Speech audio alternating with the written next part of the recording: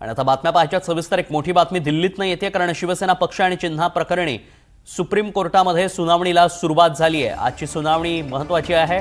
शिवसेना पक्ष चिन्हा प्रकरणी सुप्रीम कोर्टामध्ये सुनावणी सुरू झालेली पाहायला मिळते.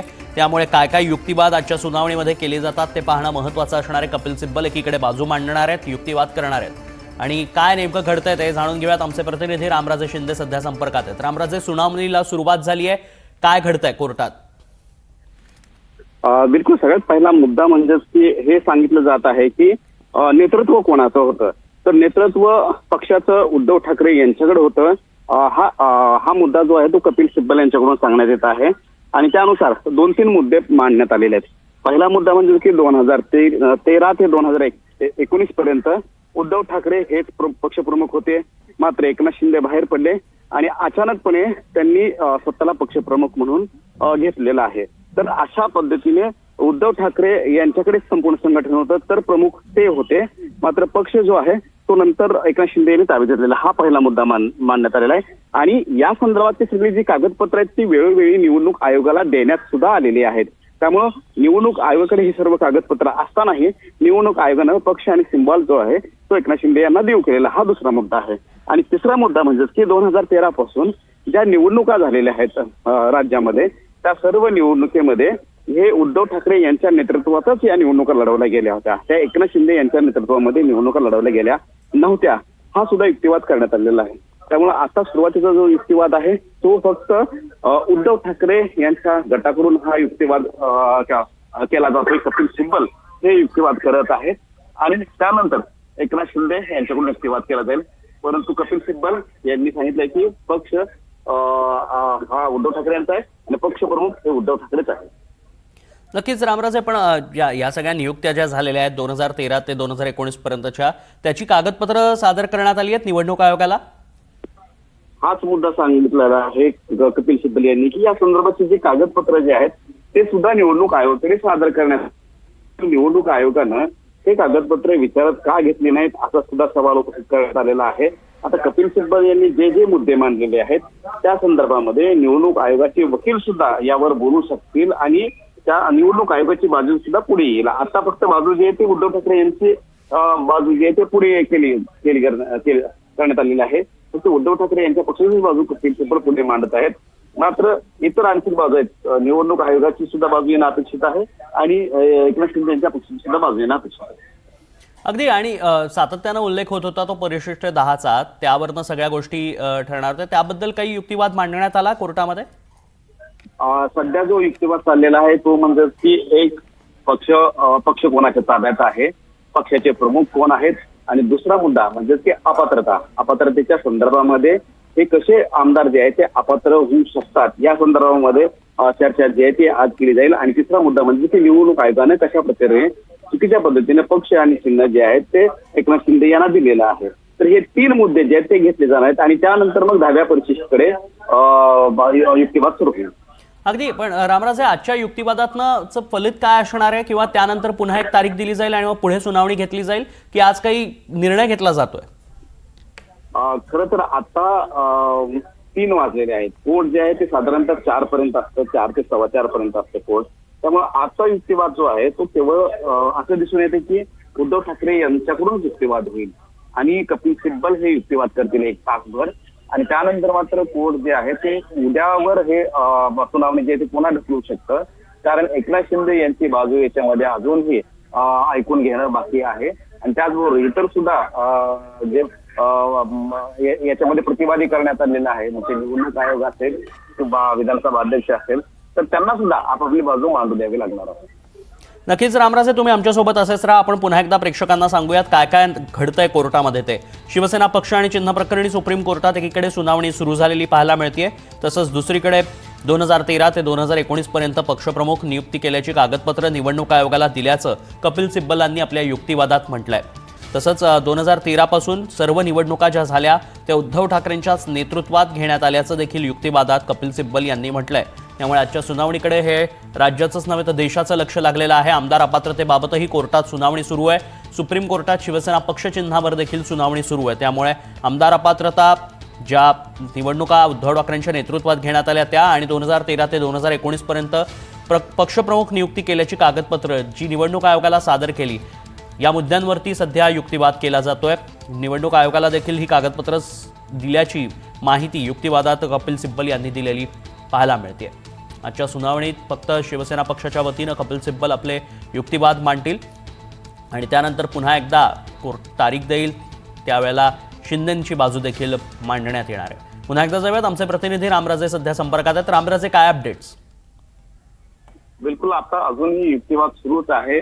मुद्दा तोच घेतला जातोय की इलेक्शन कमिशनकडे कोणकोणती कागदपत्र दिलेली आहेत, कोणकोणत्या तारखेला कागदपत्र दिलेली आहेत, या कागदपत्रामध्ये काय मुद्दे जे आहेत ते देण्यात आलेले आहेत आणि त्याचबरोबर पक्ष जो आहे तो उद्धव ठाकरे यांच्याकडेच होता आणि उद्धव ठाकरे यांच्या नेतृत्वातच हा पक्ष चालत होता आणि एकनाथ शिंदे यांच्या पक्षामध्ये पक्षप्रमुख म्हणून किंवा महत्वाचा रोल कशा पद्धतीने नव्हता हे संपूर्ण सांगण्याचा प्रयत्न जो आहे तो केला जातोय आणि त्याचबरोबर ही कशा पद्धतीने निवडणूक आयोगाकडे सुद्धा पक्षाचं संघटनामधले संपूर्ण पदाधिकारी सदस्य यांची माहिती देण्यात आली होती आणि ते विचार का घेतली गेली नाही असा सवाल जो आहे तो कपिल सिब्बल यांच्याकडून केला जातोय।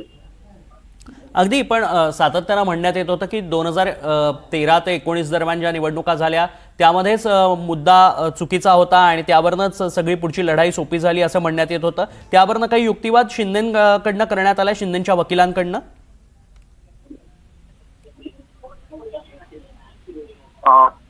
आता सध्या तर कपिल सिब्बल हेच बोलत आहेत आणि यापूर्वीचा संपूर्ण जो घटनाक्रम आहे तो त्यांनी सांगितलेला आहे। 1999 पर्यंत संविधानामध्ये कोणीही पक्षप्रमुख नव्हतं, त्यानंतर हे पद जे आहे ते करण्यात आलेलं आहे आणि त्याचबरोबर 2012च्या नंतर विधानसभेमध्ये पार्टीला सिंबलवर ज्या जागा मिळाल्या त्या संपूर्ण जागांचं आकडेवारी सुद्धा देण्यात आलेली आहे आणि त्याच्यामध्ये एकनाथ शिंदे जे आहे 14 ते 19 मध्ये शिवसेना सरकार बनले आणि त्यामध्ये एकनाथ शिंदे हे मंत्री होते परंतु पक्ष प्रमुख नव्हते। हे संपूर्ण मुद्दे जे आहेत ते मांडण्यात आलेले आहेत आणि त्यामुळं एकीकडे निवडणूक आयोगाची कार्यपद्धती, दुसरी पक्षामधली संपूर्ण कार्यपद्धती या संदर्भामध्ये सांगण्यात आलेलं आहे। सुनील प्रभू हे जे आहे ते पक्षाचे व्हीप होते, उद्धव ठाकरे यांनी त्यांना नियुक्ती केली होती आणि पक्षाचे नेते गटनेते म्हणून एकनाथ शिंदे यांची नियुक्ती केली होती आणि ती सुद्धा उद्धव ठाकरे यांनी नियुक्ती केली होती। तर ही संपूर्ण माहिती जी आहे ती दिली गेलेली आहे। त्याचबरोबर महाविकास आघाडी स्थापन झाल्यानंतर सुद्धा आमदारांनी क्रॉस मतदान केलं गेलं होतं। विधान परिषदेच्या मतदानाच्या वेळी सुद्धा क्रॉस मतदान हे झालं होतं। त्यानंतर काही आमदार जे आहेत ते सुरतला गेले, तिथे एका हॉटेलमध्ये थांबले, त्यानंतर सुरतवरून गुवाहाटीला गेले होते, तिथे सुद्धा एका हॉटेलमध्ये थांबले होते। त्या आमदारांसाठी चार्टर्ड विमान गुवाहाटीला पाठवण्यात आलं होतं। तर हा सगळा योगायोग नाहीये, हा एका गटाचा भाग आहे। क्रॉस वोटिंग करणं, आमदार फोडणं, त्यानंतर सुरतला घेऊन जाणं आणि त्यानंतर गुवाहाटीला हॉटेलमध्ये थांबवणं, हा संपूर्ण योगायोग नाहीये, तर हा संपूर्ण कट आहे। त्याच्यामुळे आणि या कटामध्ये कोण आहेत तर एकनाथ शिंदे आहेत। ही संपूर्ण माहिती जी आहे ती कोर्टाला देण्याचं काम आता कपिल सिब्बल करत आहेत। त्याच्यामुळे उद्धव ठाकरे यांची बाजू जी आहे ती सांगितली जाते। मुळात पक्षाच्या घटनेसंदर्भात देखील युक्तिवाद होतोय रामराजे, कारण पक्षाची घटना जी देण्यात आली होती ती अमान्य होती, त्यात चुका होत्या, असा काही युक्तिवाद करण्यात येतोय कोर्टात?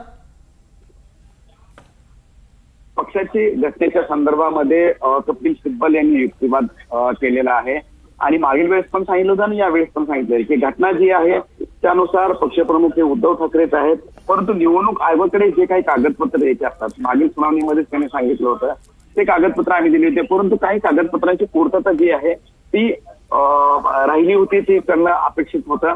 मात्र त्याच्यामुळं पक्षप्रमुख पद जे आहे ते दिलं जाऊ शकत नाही, अशा पद्धतीने सुद्धा युक्तिवाद आहे तो करण्यात आलेला आहे। नक्कीच रामराजे, तुम्ही आमच्यासोबत असेच राहा। आपण पुन्हा एकदा प्रेक्षकांना सांगूयात नेमकं कोर्टात काय काय घडतंय। तर कपिल सिब्बल हे बाजू मांडतात शिवसेना गटाची, उद्धव ठाकरेंची, जे घटना पक्षाची जी घटना आहे त्या संदर्भात देखील युक्तिवाद करण्यात येतोय। आणि निवडणूक आयोगाला सातत्यानं 2013 असेल, 2014, 2015 ते 2019 पर्यंत ज्या काही निवडणुका पार पडल्या त्या उद्धव ठाकरेंच्याच नेतृत्वात पार पडल्या आणि किती जागा जिंकण्यात आल्या लोकसभेत किंवा राज्यात ज्या निवडणुका झाल्या त्यात किती जागा जिंकण्यात आल्या त्याबद्दलची युक्तिवादात कपिल सिब्बलांकडनं माहिती देखील देण्यात आल्याचं पाहायला मिळतंय आणि त्यावेळेला तर कोणी आक्षेप घेतला नाही असा देखील युक्तिवाद कपिल सिब्बलांनी कोर्टामध्ये केल्याचं समोर येत आहे।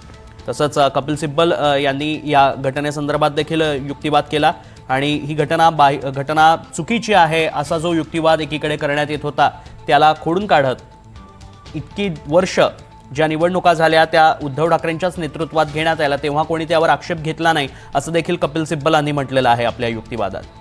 त्यामुळे 2013 ते 2019चा उल्लेख सातत्यानं केला जातो। त्या संदर्भातली कागदपत्र निवडणूक आयोगाला देण्यात आली आहेत। निवडणूक आयोगाच्या वेबसाईटवरती देखील तो सगळा डेटा आजही उपलब्ध असल्याचं युक्तिवादात कपिल सिब्बलांनी म्हटलंय।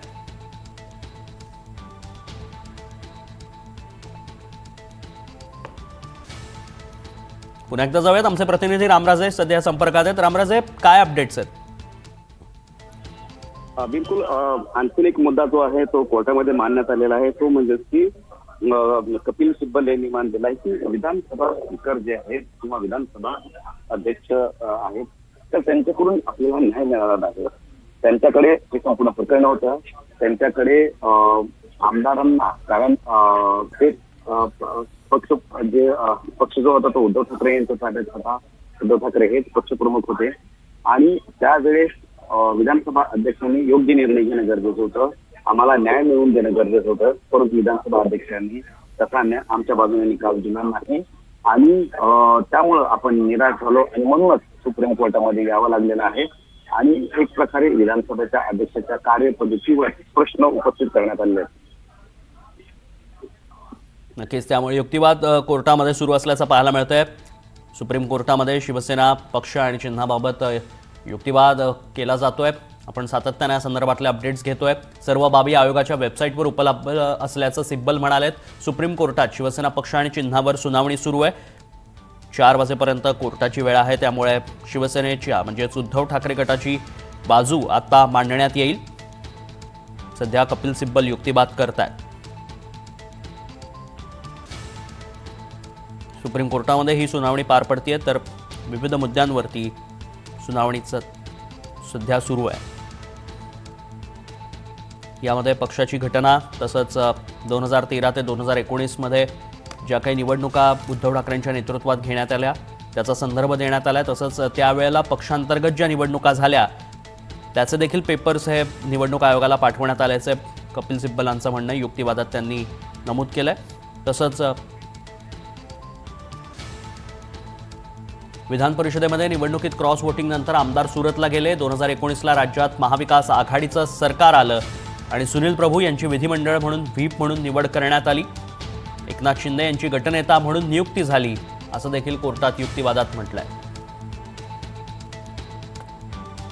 2019ला राज्यात मवियाचं सरकार आलं, त्याही वेळेला उद्धव ठाकरेंच्या नेतृत्वात एकनाथ शिंदे सरकारमध्ये मंत्री राहिलेत याचा उल्लेख युक्तिवादात करण्यात आलाय। कपिल सिब्बल हे युक्तिवाद करतात।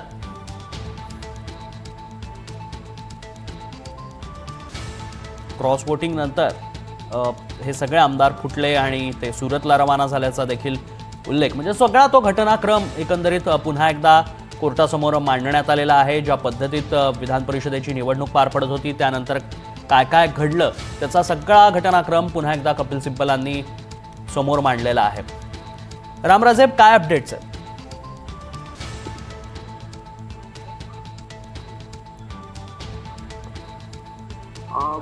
बिलकुल, खरं तर आता या चर्चेच्या दरम्यान कपिल सिब्बल यांनी अनेक मुद्दे घेतलेले आहेत। हा संपूर्ण घटनाक्रम घेतलेलाच आहे, परंतु या घटनाक्रमामध्ये कुठे कुठे त्रुटी आहेत म्हणजेच काय तर पक्ष कशा पद्धतीने फोडला तर त्याच्यामध्ये त्रुटी कशा आहेत, क्रॉस वोटिंग कसं काय झालेलं आहे, त्याचबरोबर हे आमदार गोष्टीत कशा पद्धतीने निघून गेले, त्यांना गुवाहाटीला कसं पाठवण्यात आलं, विधानसभा अध्यक्षांनी त्याची दखल का घेतली गेली नाही, त्यानंतर निवडणूक आयोगाकडे गेलो मात्र निवडणूक आयोगानं सुद्धा न्याय कशा पद्धतीने दिला नाही आणि कोणकोणत्या मुद्दे जे आहेत ते आमचे बरोबर होते परंतु तिथे आमचं म्हणणं ऐकून घेतलं नाही म्हणून सुप्रीम कोर्टामध्ये यावं लागलेलं आहे. हे सगळे मुद्दे जे आहेत आता कोर्टामध्ये कपिल सिब्बल मांडत आहेत. नक्कीच पुन्हा एकदा आपण प्रेक्षकांना सांगूयात सगळं ज्या पद्धतीत जो घटनाक्रम झाला तो पुन्हा एकदा घटनाक्रम सांगण्यात आलेला आहे कपिल सिब्बलांकडनं. सर्व आमदार ज्या पद्धतीत चार्टर्ड प्लेननं गुवाहाटीला गेले, विधान परिषदेत क्रॉस वोटिंग झालं, आमदार सुरतला पळाले, सर्व आमदार सुरतला एकाच हॉटेलमध्ये थांबले होते, याकडे देखील लक्ष वेधण्यात आलंय. पुन्हा एकदा हा प्रसंग घडलेला प्रसंग नव्हता तर हा प्लॅन होता, नियोजित कट हा आखण्यात आला होता, अशा पद्धतीत युक्तिवाद कपिल सिब्बलांकडनं केला जातोय. अंतिम सुनावणी खरं तर सुरू आहे सर्वोच्च न्यायालयामध्ये आणि ज्येष्ठ वकील कपिल सिब्बल हे ठाकरे गटाची बाजू मांडतायत, युक्तिवाद करतायत. सरन्यायाधीश सूर्यकांत यांच्या खंडपीठासमोर ही सुनावणी पार पडतीये. त्यामुळे या सुनावणीकडे विशेष लक्ष लागलेलं आहे. आपण पाहतोय सुनील प्रभू यांची विधिमंडळ व्हीप म्हणून नियुक्ती करण्यात आली. कोर्टात काय काय घडलं त्याचा आपण सविस्तर आढावा घेतोय. एकनाथ शिंदेंची गटनेता म्हणून नियुक्ती झाली होती. या दोन्ही नियुक्त्या उद्धव ठाकरे यांनीच केल्या होत्या. विधान परिषद मतदान सुरू होतं त्यावेळी क्रॉस मतदान केलं गेलं. हे आमदार सुरतला गेले आणि तिथे एका हॉटेलमध्ये थांबले होते.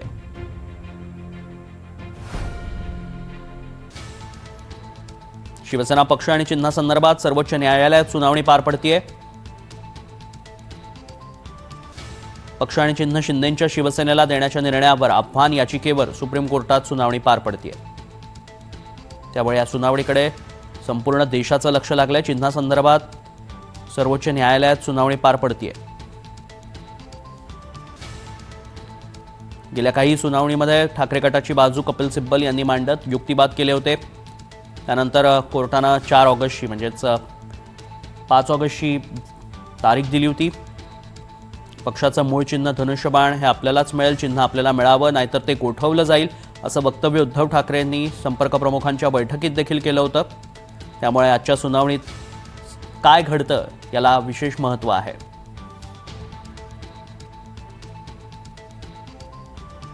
एकनाथ शिंदेंनी 2022 मध्ये हा ऐतिहासिक बंड केला आणि शिवसेनेत उभी फूट पडली होती. त्यावेळी 40 पेक्षा जास्त आमदार सुरतला गेले होते. हा सगळा घटनाक्रम कपिल सिब्बलांनी कोर्टासमोर पुन्हा एकदा मांडलेला पाहायला मिळतोय. पक्षाचं नाव आणि चिन्ह देखील शिंदेंनीच घेतलं होतं आणि त्यामुळेच हा सगळा वाद निर्माण झाला. तो पुढे सुप्रीम कोर्टात आलाय. सुनील प्रभूंनी विधिमंडळ व्हीप म्हणून त्यांची नियुक्ती करण्यात आली. एकनाथ शिंदेंची गटनेता म्हणून नियुक्ती झाली होती. या दोन्ही नियुक्त्या उद्धव ठाकरेंनीच केल्या होत्या. याकडे सातत्यानं लक्ष वेधण्यात आलंय. युक्तिवादामध्ये विधान परिषद मतदान सुरू होतं त्यावेळी क्रॉस वोटिंग देखील झालं आणि त्यानंतर हे सर्व आमदार सुरतमध्ये गेले. सुरतमध्ये ते एका हॉटेलमध्ये थांबले.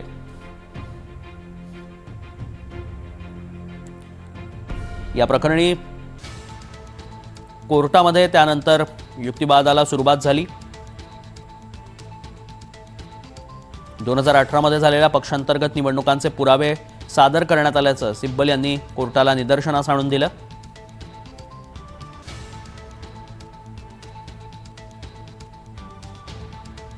त्यामुळे या सगळ्या प्रकरणी आता पुन्हा एकदा कोर्टासमोर सुनावणी पार पडतीये.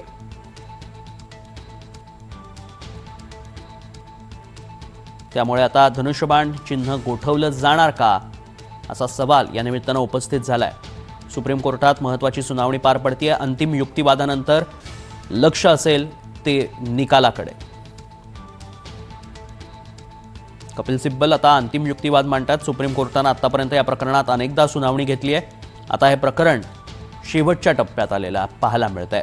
सगळ्या देशाचं खरं तर या खटल्याकडे लक्ष लागलेलं आहे. कारण राज्याच्या राजकारणातच नव्हे तर देशाच्या राजकारणात अशी घटना ही पहिल्यांदाच घडली.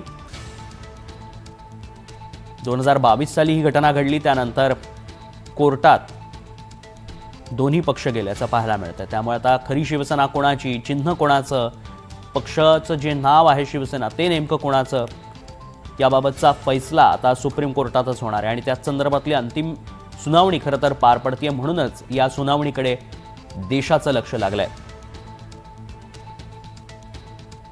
केंद्रीय निवडणूक आयोगानं एकीकडे धनुष्यबाण चिन्ह आणि नाव एकनाथ शिंदेंना वापरण्याची परवानगी दिली होती आणि याच निर्णयाविरोधात ठाकरे गटाकडनं सुप्रीम कोर्टात याचिका दाखल करण्यात आली, आव्हान देण्यात आलं होतं. साधारणतः गेल्या 3 वर्षापासून ही कायदेशीर लढाई सुरूच असल्याचं पाहायला मिळतंय.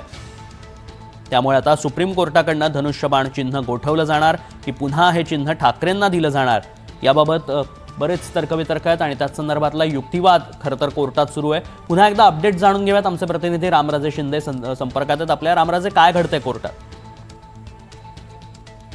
विष्णू, कोर्टामध्ये अनेक मुद्दे मांडले जात आहेत. त्यापैकी एक महत्वाचा मुद्दा मांडण्यात आला तो म्हणजे की एकनाथ शिंदे हे विधिमंडळ घटनेच्या पदावरून हटवण्याच्या संदर्भामध्ये ठराव करण्यात आला आणि तो ठराव जो आहे तो उपसभापतीकडे पाठवण्यात सुद्धा आला. उपसभापतींनी त्या ठरावाची दखल घेत त्याला मान्यता सुद्धा देण्यात आली.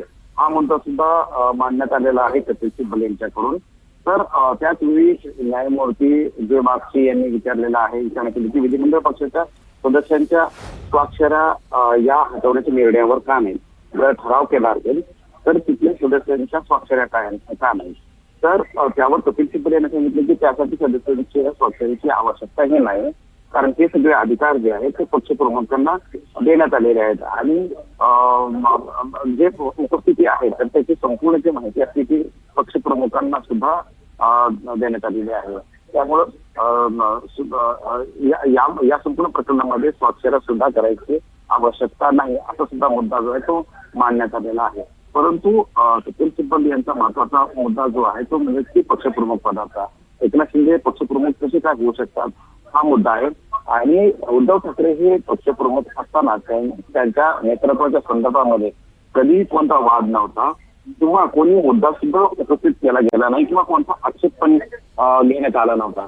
मग अचानक हा कशा पद्धतीने आक्षेप घेण्यात आलेला आहे आणि उद्धव ठाकरे यांनी गटनेते जे आहे ते एकनाथ शिंदे यांना केलं होतं, व्हीप जे आहे ते सुनील प्रभू यांना केलं होतं आणि गटनेतेच मग पुन्हा त्यांनीच आमदारांना पुन्हा वेगळा पक्ष निर्माण केला आणि ही संपूर्ण पुन्हा प्रक्रिया जी आहे ती सांगितली जाते की कशा पद्धतीने हे आमदार फुटले. विधान परिषदेची निवडणूक, त्यानंतर निवडणुकीच्या नंतर गुजरातला जाणं, सुरतला जाणं, त्यानंतर गुवाहाटीला जाणं, त्यांच्यासाठी चार्टर पाठवणं, त्यांच्यासाठी हॉटेलची सोय करणं, म्हणजेच की हे संपूर्ण प्री प्लॅन करण्यात आलं होतं. सुनियोजित पद्धतीने हे सगळं करण्यात आलेलं आहे आणि हाच मुद्दा जो आहे कपिल सिब्बल वारंवार मांडत आहे. नक्कीच बंडखोर आमदार पूर्वनियोजित कटानुसार गेल्याचं पाहायला मिळतंय. सुरतहून आमदार गुवाहाटीला पोहोचले हा योगायोग नव्हता असं देखील युक्तिवादात सातत्यानं लक्ष वेधण्यात येतंय. बंडखोर आमदार पूर्वनियोजित रणनीतीनुसारच सुरत गुवाहाटीला गेले. सुरतहून आमदार गुवाहाटीला पोहोचले हा केवळ योगायोग नाही, याकडे देखील कपिल सिब्बलांनी लक्ष वेधल्याचं पाहायला मिळतंय. सध्या परिस्थिती अशी आहे की शिवसेना पक्ष आणि चिन्हाबाबत सुप्रीम कोर्टात युक्तिवाद केला जातोय आणि या युक्तिवादामध्ये आतापर्यंत काय काय घडलं आपण पाहतोय. सुनील प्रभू यांची विधिमंडळ व्हीप म्हणून नियुक्ती करण्यात आल्याचं युक्तिवादात कपिल सिब्बल म्हणाले. एकनाथ शिंदेंची गटनेता म्हणून नियुक्ती जी झाली ती देखील उद्धव ठाकरेंनीच केली होती. या दोन्ही नियुक्त्या अर्थात उद्धव ठाकरेंनीच केल्या होत्या, याकडे कपिल सिब्बल यांनी लक्ष वेधलंय, हा युक्तिवाद केलाय. विधान परिषद मतदान सुरू होतं त्यावेळी क्रॉस मतदान केलं गेलं. हे आमदार सुरतला गेले आणि तिथे एका हॉटेलमध्ये थांबले होते असा युक्तिवाद सिब्बलांनी आतापर्यंत केलाय.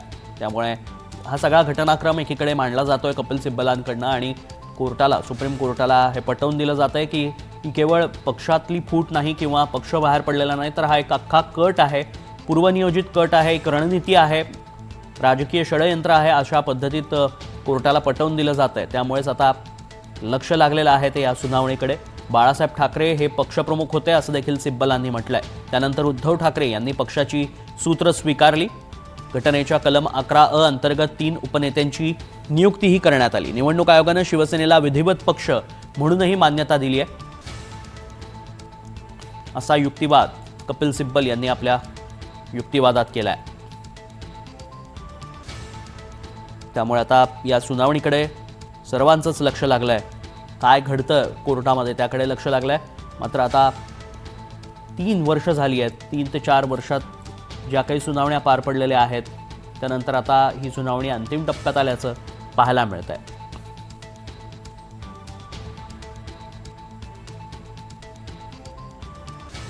कपिल सिब्बलांकडनं आज युक्तिवाद करण्यात येतोय. ठाकरे गटाची बाजू मांडली जाते. उद्धव ठाकरे यांच्याकडे बाळासाहेबांनंतर पक्षाची सूत्र हाती आली आणि 2013 ते 2019 पर्यंत ज्या काही निवडणुका झाल्या, पक्षांतर्गत निवडणुका झाल्या, त्याचं नेतृत्व उद्धव ठाकरेंच्याच नेतृत्वात त्या पार पडल्या आणि पक्षप्रमुख म्हणून उद्धव ठाकरेच त्या निवडणुकांमध्ये होते. या सगळ्याचे पेपर्स निवडणूक आयोगाला सादर करण्यात आल्याचा युक्तिवाद कपिल सिब्बलांनी केला आहे आणि त्याची सर्व माहिती ही आजही ऑनलाईन उपलब्ध असल्याचा युक्तिवादात कपिल सिब्बल म्हणतात.